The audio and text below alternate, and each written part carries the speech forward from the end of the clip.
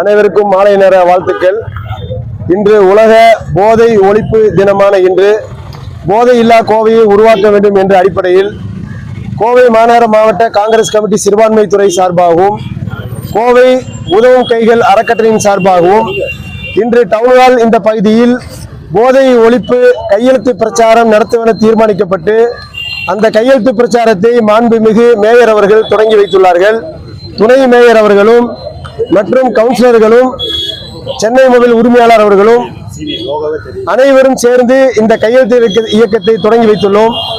போதை என்பது இன்று கோவை முழுவதும் தமிழகம் முழுவதுமாக சிறார்களிடத்திலே மிகப்பெரிய ஒரு ஆபத்தை உண்டாக்கி கொண்டிருப்பதை நாம் அறிந்து போதைக்கு எதிரான ஒரு இயக்கத்தை உருவாக்க வேண்டும் என்ற அடிப்படையில் உதவும் கைகள் அறக்கட்டளை உருவாக்கி நாம் ஆங்காங்கே சிறார்களை பாதுகாப்பதற்காக போதைக்கு எதிரான பிரச்சாரங்களை செய்து வந்து கொண்டிருக்கிறோம். இன்று போதை ஒழிப்பு தினம் என்பதை கருத்தில் கொண்டு இன்றைய தினம் இந்த கையெழுத்து இயக்கத்தை ஆரம்பித்து இது தொடர்ந்து கோவை மாவட்டம் முழுவதுமாக ஒவ்வொரு பகுதிகளிலும் இந்த கையெழுத்து இயக்கத்தை தொடங்கி அது மட்டுமல்லாது போதைக்கு எதிரான பேரணிகள், ஸ்கூல்களில் அவேர்னஸ், கட்டுரை போட்டி, இது மாதிரியான போதைக்கு எதிரான ஒரு அவேர்னஸை ஏற்படுத்த வேண்டும் என்ற அடிப்படையில் இன்று கையெழுத்து இயக்கத்தை கோவை மாநகருடைய முக்கியமான விக்டோரியா ஹாலுக்கு முன்பாக நின்று இந்த மாநகரத்துக்கு ஒரு முன்மாதிரியாக இந்த பகுதியிலே தொடங்கி இருக்கிறோம்.